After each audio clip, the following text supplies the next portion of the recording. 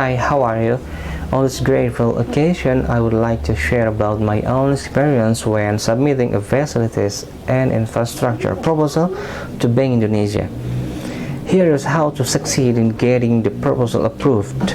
To make it easier for you to get a number of financial assistance from various parties, you need to make a funding proposal addressed to the relevant agencies and individuals. The purpose of this proposal is so that the owner of the fund can find out the background to your goal of submitting the request for funds. This also can be used as a consideration for the fund's owner to approve or not the proposal you submit.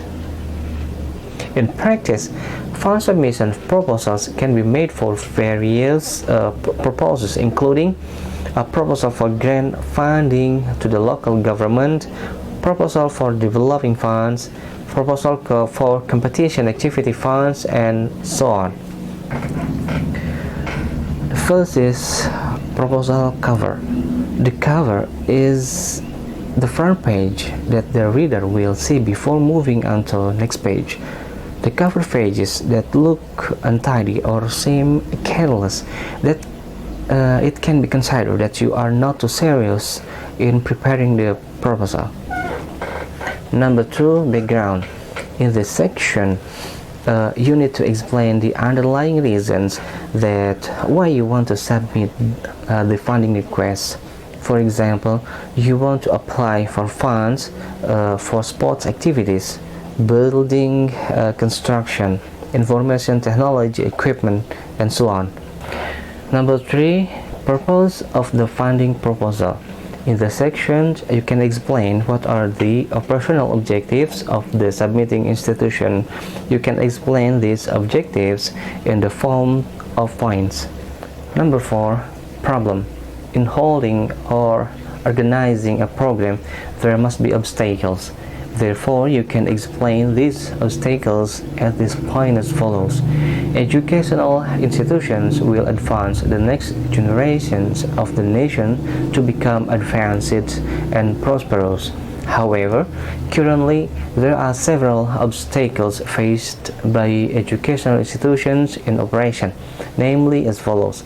A lack of school facilities and infrastructure, lack of availability of educational teaching aids, and lack of training for educators and education personnel. List of needs. In order to make the needs of the funds that were allocated later clear and transparent, you need to attach this list of needs to your proposal. It also can be called as a cost budget plan, which is defined as an estimated calculation of the amount of the cost required for materials, tools, and wages and other costs associated with the implementation of a work or project. The information you can convey can be in the form of the cost details. The last is closing.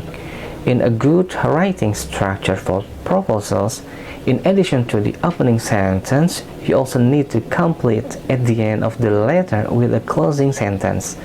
An example of a good closing sentence is, therefore, we hope that the financial assistance from related parties can be very helpful so that the condition of school facilities and infrastructure can be adequate. We hope that this proposal for funding for infrastructure activities can be well received.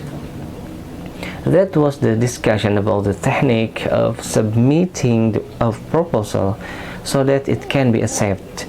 Good luck and hopefully successful.